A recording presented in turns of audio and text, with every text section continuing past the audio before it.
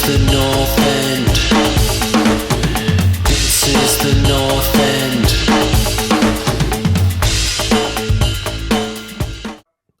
What's up, North Enders? Welcome back to the 5 Things Learned About series. This is the Tottenham version. So, of course, you have myself and Brian Daigle with me. I'm glad to have him on as my co-host. Brian, we're making a nice habit of doing videos together, or a nice tradition, I should call it, of doing videos together lately. Both you and I. So, how are you feeling today, man? I'm feeling good, my man. I'm feeling good. How about yourself?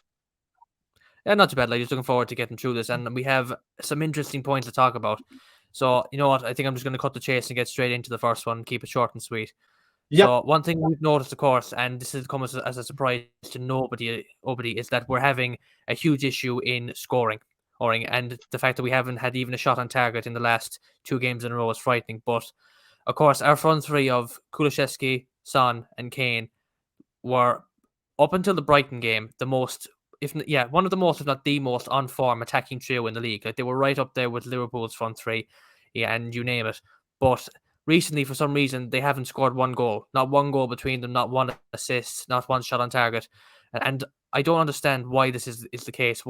If it was a gradual drop in form, then you could understand somewhat. But it just went from a high and all of a sudden now to a low, and they haven't even been getting anything in these games. Do you have any idea why that could be, Bray? Yeah, I mean, the last two teams, Brentford and Brighton, have played 3 in midfield and overcrowded us. And then if Harry Kane drops back, he's not creating an extra man. He's just squaring up with them. So there's no room for creativity, and we don't have any creativity in midfield. So There you go. Yeah, I can't argue with that, man.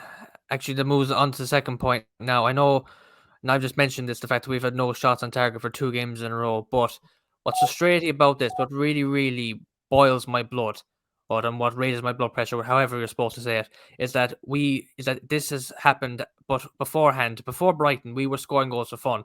Like, we had thrashed teams by scoring 4 or 5 goals, 3 goals against them. Like, we had run their defenses ragged. Like, by the end of the game, their defenses, you could see the sweat pouring off their defenses is next. Now, after the last 2 games, their defense is like it's come in from a jug. Like, it's been that easy for them. And I don't think, you can correct me if I'm wrong, Brian, but I don't think this has happened. The fact that we haven't had 2 shots, the fact that we haven't had any shots on target now for consecutive games now is this the first time this has happened since Nuno was in charge.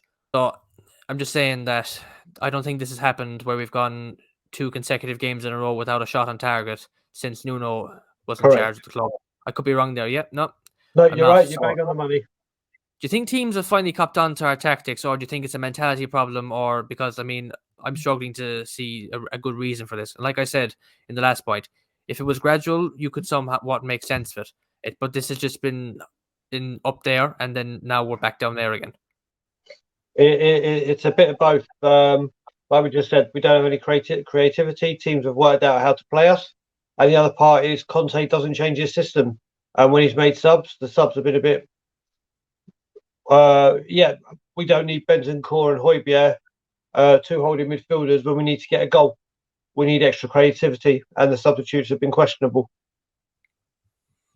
Yeah, I mean, flipping, bringing on Bergwijn, I think, as we said in our last video we did, for the last 10 minutes that he's been doing a lot, has just been not good enough. And he deserves more minutes, Bergwijn, if not even to start, certainly in place of Royale. So we're just going to move on to our third point there, and that's just the players have lost their momentum. I mean, I know a lot of people maybe look at it and think, well, no shit, Sherlock, but I mean, it's there for everyone to see, and it's a valid point. They have just completely lost their run of form. And I don't understand it. I know I might be a bit repetitive in saying this, but I generally just don't like when you're on form and are on such good form for 4 or 5 games in a row. And then all of a sudden you drop off like that and you go back to the way you were playing at the start of the season.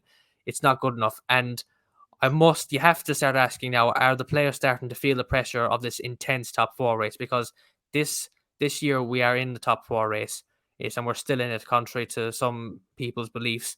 But it's an intense battle, and who are we fighting? Only our biggest rivals ever, Arsenal. So, I mean, you'd understand, Brian, if the players were feeling some pressure. That's natural, but I think they may be allowing themselves to feel too much pressure, if that makes any sense, and that's allowing them. That's affecting their mentality, and it's basically causing them to bottle games.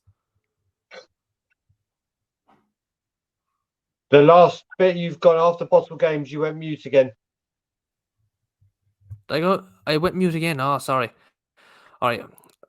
So I think I was saying there that the intensity of this top four battle may be Yeah. getting to the players, and I think if this makes any sense, that they're allowing it to get to them too much. They're feeling too much pressure from it, and that's not something that you can allow. That's not something that's not good enough, basically, for a top four race, especially when you're going up against your main rivals, Arsenal.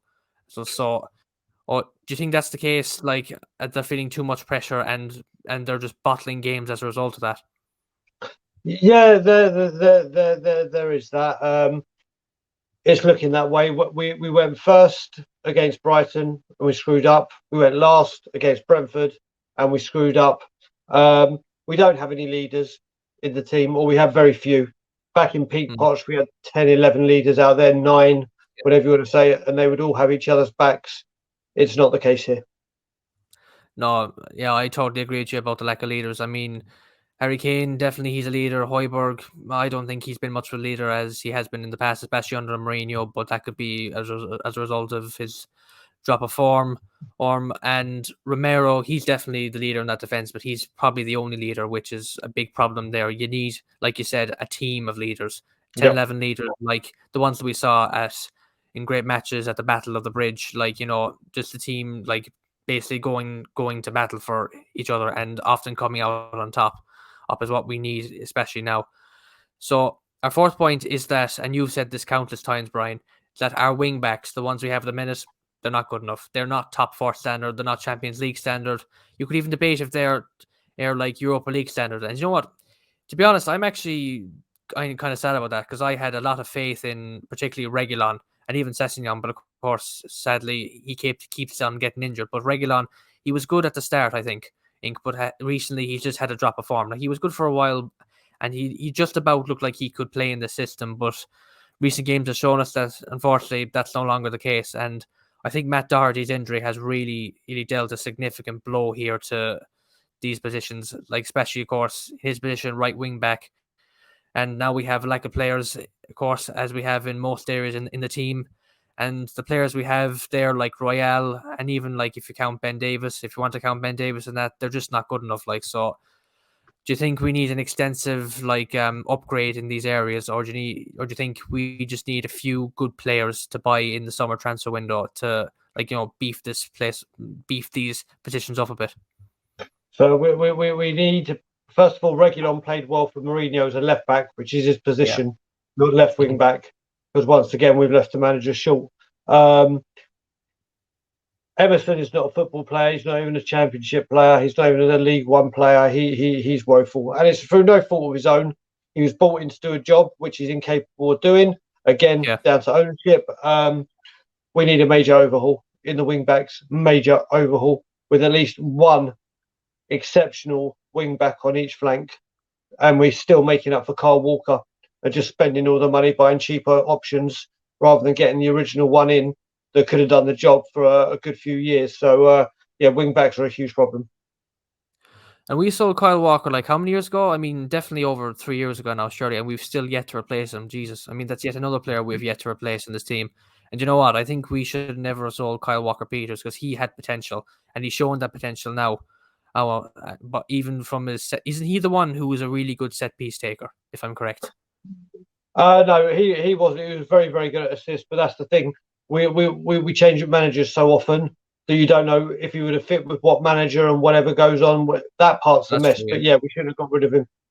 And our last point I just want to address, and it's something that we actually mentioned earlier, Brian, and it's the problems in midfield, particularly the fact that we have two CDMs there and we have no central attacking midfielder.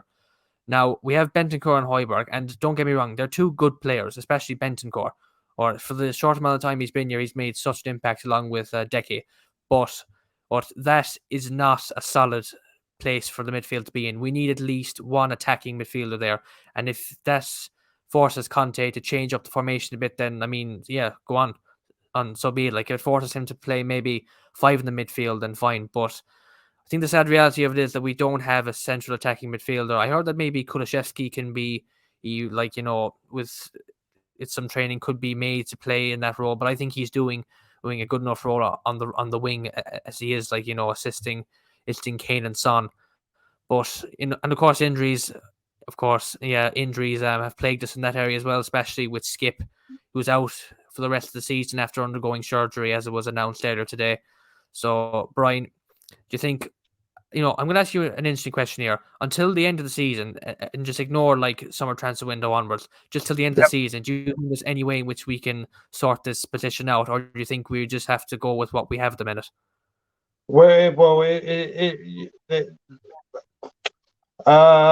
Going with what we have is finding the solution. That's what we've got. We can't change this till the end of the season. So it's whether Conte does it. We need something in there, or even if we go one defensive midfielder and then have some more creativity, because we need creativity. This can only get addressed in the summer. Obviously, Ollie Skip is massive. Just thankfully he's signed a contract, but we'll have to wait till the summer. That's a sad reality of it. I mean, we really do have to hope and pray for that we actually get the top 4, and you know what?